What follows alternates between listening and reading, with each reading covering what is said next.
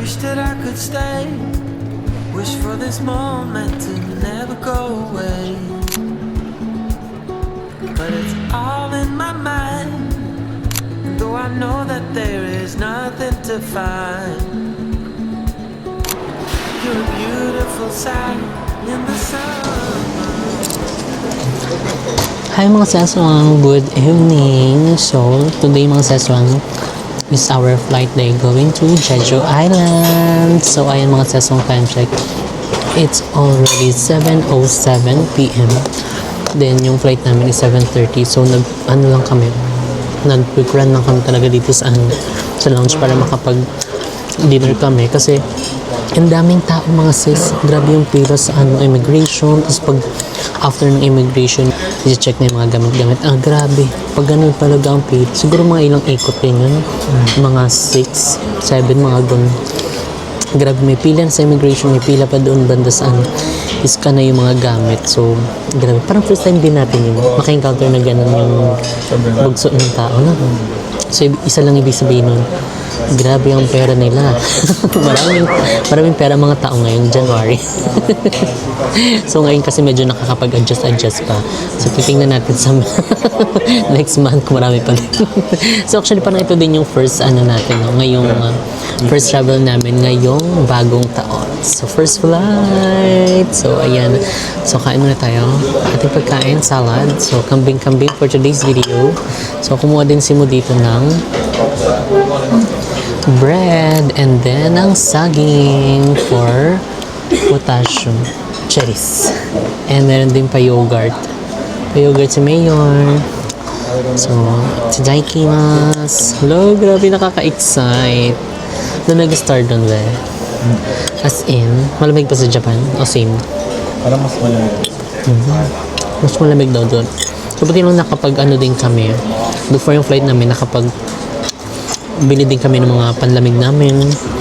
Tapos yung ibang mga panlamig namin, yung sinuot namin ng Japan, pinolaundry namin. So, kung makita nyo na same pa din yung outfit namin, pagpasensya nyo na. Gusto lang namin ni ROI. Yung flight namin is merong connecting. So, Manila to Singapore, then Singapore to Jeju. So, paano delay yung flight na eh. Paano takbo-takbo tayo doon pagdadating? Dapat yun. So parang nung Japan din, no? Ano ba yun? Anong flight? Yung pa-Osaka ba yun? Ay, pa-uwi? Oo. Parang ilang minutes lang yung palugit. So syempre dadaan pa kami ng immigration. Tapos grabe, diba? So pero hindi pa naman tayo naiiwan. And wag naman sana dumating sa point na may iwan tayo. Sayang ang ticket.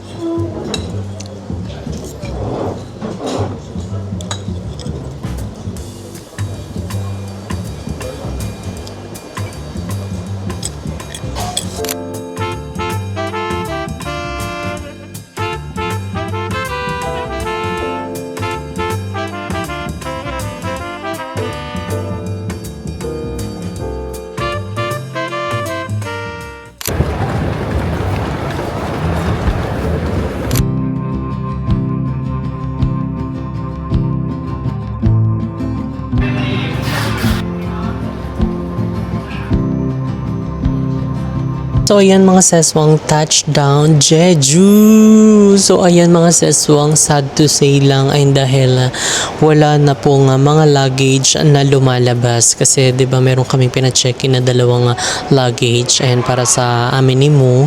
And kanina pa kami nag-aantay dito pero wala nang lumalabas. So, lumapit na kami sa information dito sa Jeju and ayun, pinapilapan lang kami ng form and ayun sila Mo. Ayun sila, oh.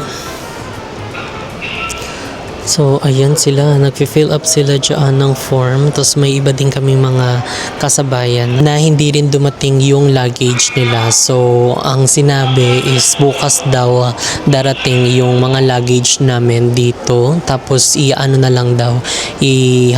na lang or i-deliver doon sa mismong hotel namin. So, ay nakakaloka mga sesong kasi first time to nangyari sa amin. And yung ibang mga gamit kasi namin nandoon. So halos lahat ng panlamig namin and meron kami ditong yung maliit yung hand carry pero walang mga ano doon. Walang mga pang palit. So baka bukas kapag may lakad kami, ayan, di namin alam kung saan kami kukuha ng damit. So baka bumili na lang kami ng mga extra nga jacket for the meantime habang hindi pa dumarating yung luggage namin. And yung ibang mga gamit pa doon pala, yung mga charger din namin nandoon. So aside sa mga damit namin, mga charger namin, tapos yung ibang mga pangligo. My God. So, meron kasi kami dala ditong isang maliit na luggage pero onti lang yung laman niya. So, more on mga gadget namin. Tapos may isang mga mga gamot. Ayan, kasi syempre meron tayong gamot for potassium. So, buti na lang hindi namin yun nilagay doon sa check-in. OMG. So, anyway, wala naman na tayong magagawa and waiting na lang tayo tomorrow kung ano nga mangyayari sa aming mga bagahe kung darating ba siya. Sabi kasi morning daw darating. So, sana morning din siya dumating kasi kailangan talaga namin yung ano namin, mga bagahe namin na yun kasi andun yung ibang mga kakailanganin talaga namin. So, hindi siya pwede kahit 2 days, 3 days na wala sa amin kasi kailangan na kailangan talaga siya. So, ayan, mabalik na ako dun kasi tinatawag na ako. Bye! 먼지투성이 hands are trembling right now, right now. Deep blue water sea, afraid of jumping in right now, right now. So ayan mga seswang, syempre hindi lang tayo ang pupunta ng Jeju. Alam ko na panood nyo na to sa kanyang vlog. Ayan, pero tatawagin natin sila. Syempre ang ating Team Malaysia! Ayan! Asa Jeju na tayo finally. So yan, hindi po kami maglalapot for today's video. So kita nyo naman, naka-jacket! Si Shuta Cabral! Yung uniform ko. Yung uniform ko. Hello mga be! Hello Jeju! Hello, Jeju! So, kamusta naman ang Jeju? Ang lami! Pang second time? Second time! Yes! Ayan, first time sa Jeju. First time. Mga virgin. Kami ni Chad. Chad ang second time. So, ayan mga seswak, and dahil kakarating lang namin dito, so abangan nyo pa ang aming ibang mga upload and ibang mga banding namin. And syempre yung mga tour namin dito sa Jeju, abangan nyo yan mga seswang. So, kaya naman, isubscribe nyo ulit ang YouTube channel Shuta Cabral and abangan ng mga pasabog ng mga pabontage and mga pa-tour, mga kakulitan, mga bardagulan sa kanyang YouTube channel. And syempre, kung ano pa yung mga dapat nyong ihanda pag pupunta kayo dito dahil very informative ang kanyang vlog. Kanya din. Enjoy lang to. Kasi wala yung ano namin, lagay namin. Hindi kasi yung Iniwan. hindi yung vlog mo kasi more on for chill na mga travelers. Yun yung mga parang yung mga trentahin na. Sasakit na yung paa, mga ganyan. Pero at the same time, gusto nyo pa rin i-experience at saka i-explore yung mga iba't ibang bansa. Kaya yun yung mga vlog mo. Correct. Diba? So, abangan nyo yan mamaya. Mamaya agad. So, ayan, pumunta muna kami ng hotel para magpahinga. Then, kita-kits later. Bye!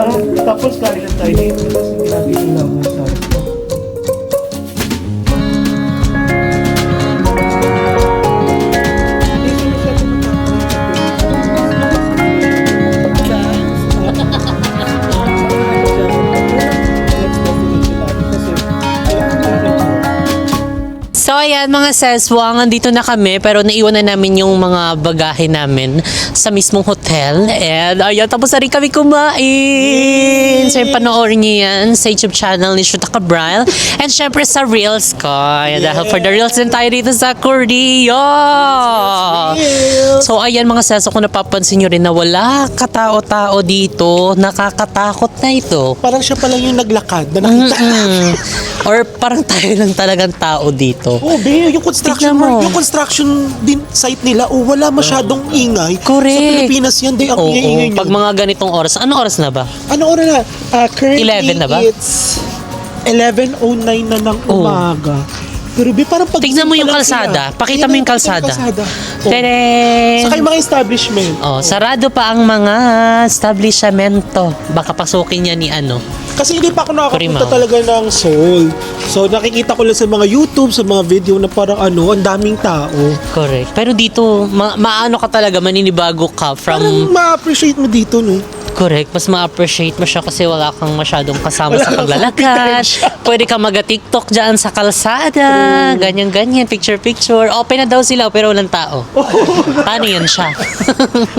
Saka parang hindi mo iisipin dito na magmadali lahat. Unless meron ka talagang schedule na trip. Correct, na tour. Tour. So bukas pa kasi yung tour namin and ayun nga dahil hindi umabot yung ating mga bagahe, andun ang ating mga jacket-jacket. So pupunta kami dito sa malapit na mall. Anong pangalan ng mall na yan? Underground River. Palawan. Ganda yan. Hindi, parang Palawan underground pala. shopping mall. Uy, Chris, mag-ambag naman kayo. Oo nga. Chad, mag-ambag ka pa Ano kayo. may mga mabibili natin doon? Madaming magaganda. Ah, dami. Maganda. Alam, maganda na naman siya. Ganda na naman. Tapos sabihin niya mamaya, deserve mo yan. Wala talaga naglalakad. Correct. So ay papunta na kami sa mainland. Mainland. Hindi, bumaba na tayo sa Kabiasnan. Tingnan mo natin kung may naglalakad pa dito. Parang wala pa di. Parang sobrang layo niya sa sa Japan. Bibilang mo pa Ayan din sa na. kamay. 1, 2, 3, 4, 5, 6. Amin sila. Oh, pero maraming mga sasakyan, oh, 'di ba?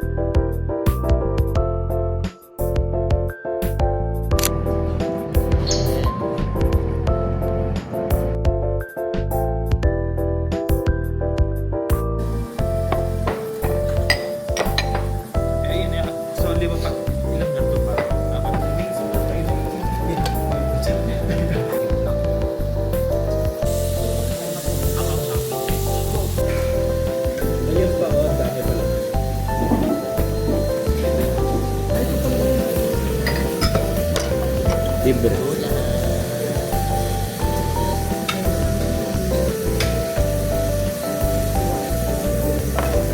Ano to? Asin na may sesame oil. Nakasukal.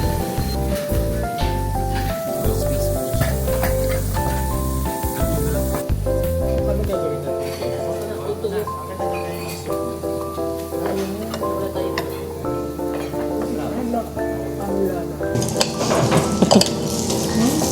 na alam mo. Mushroom. Kainan na.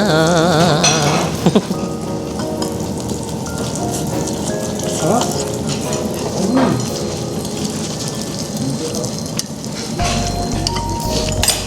Papakita ko. Wala kang galambot.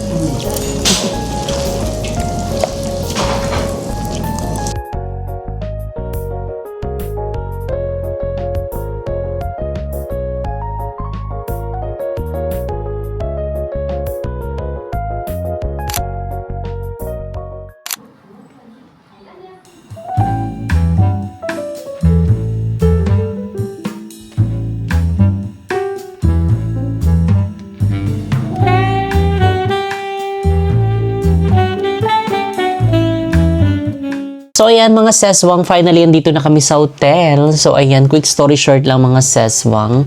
Ayan, bakit naiwan yung aming bagahe? So time check, it's already 9:50 and until now, wala pa rin yung aming mga bagahe. So ayan, bukas meron pa kaming tour, nakakaloka, so sana umabot siya. So ayan, quick story short lang mga seswang. Pinaka-original flight talaga namin mga seswang from Manila to Singapore is 7:30. So ayun, nakarating kami ng airport ng on time na medyo maaga pa, tapos yung na-find out ni Mo, yung pag-check niya online is na-delayed yung aming flight. So from 7:30 na-move siya ng 8 p.m. Tapos yun na, etc. Settle na kami, nakapagpahinga, nakapag-check-in.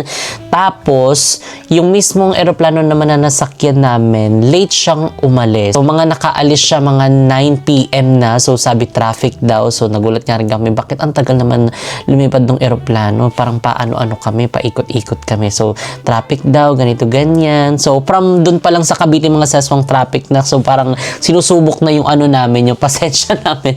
So, pagkadating nun, na-delayed nga. Tapos, after naman nun, mismong yung aircraft nga na sinasakyan namin, hindi makalipad dahil nga daw traffic. So, move forward mga seswang, dahil late nga nakalipad yung aeroplano. So, kinausap ni Mo mismo yung flight attendant na meron kaming connecting flight Singapore to Jeju ng 12 a.m. So, ang eksena is kinausap kami, ganito, ganyan.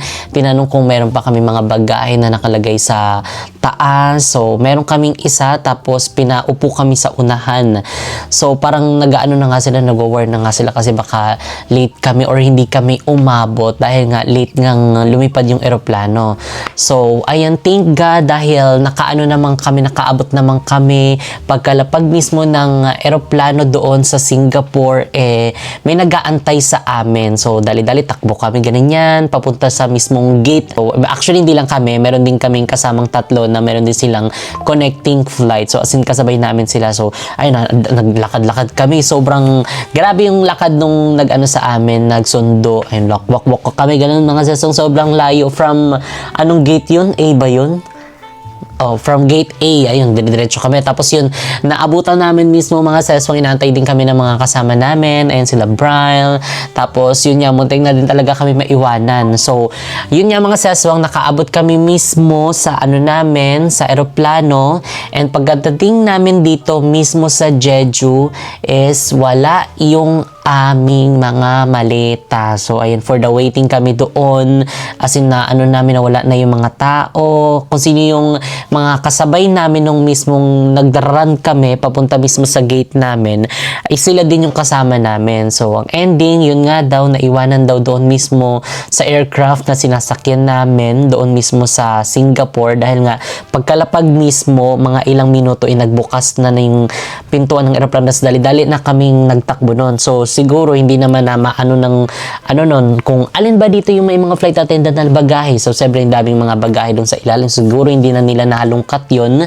And 5 lang din naman kami nun. So kaya iyon mga seswang na huli po siya. So anyway, kinausap nga namin yung mismong nasa information kasi yung mismong carousel doon mga seswang nandito sa gilid yung information. So kinausap ni mo, ganito ganyan, wala yung maleta namin, andun yung mga gamit namin.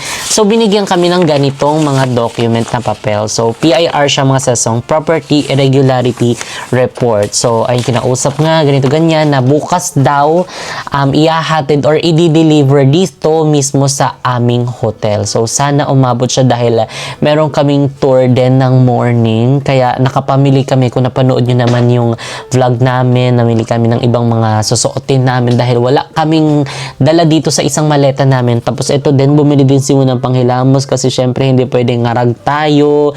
So andun din yung mga toothbrush namin. So bili din si mo ng ganito, aloe vera, tapos yung toothbrush, dahil yun yung isa sa mga importante, wala yung mga sunblock natin, just color. So basta, ayun yung pinagpe-pray namin na sana bukas umabot siya sa aming tour. Praying, ayan na sana umabot before yung aming tour para kahit paano kapag kami ng susuotin namin. Pero kung hindi, meron naman kaming mga nabili and basta sana dumating yun kasi andun yung mga importanteng mga gamit namin, yung ibang mga charger namin and mga susuotin. So paano yun pag nawala, 'di ba? So yun yung feeling mga sesong first time namin ma-encounter ng ganun. Medyo may na-experience kami nung medyo late lang, siguro mga 1 hour siguro. Pero yung totally na bukas madarating yung maleta mo, ay Diyos ko Lord. So sana kumpleto yon. And ayun, wala kami mga susuotin mga gamit, mga damit sa mga susunod pang araw namin dito sa Jeju. So, yun lang mga seswang. Thank you so much for watching this video and sana is panoorin nyo pa yung aming mga ibang vlogs dito and panoorin nyo rin ang vlog ni Shuta Cabral kung gusto nyo ng mga informative vlogs. Ayan, dahil tayo ay medyo chill lang tayo dito mga seswang sa ating tour. So, and thank you so much for watching mga seswang. Good night! Bye!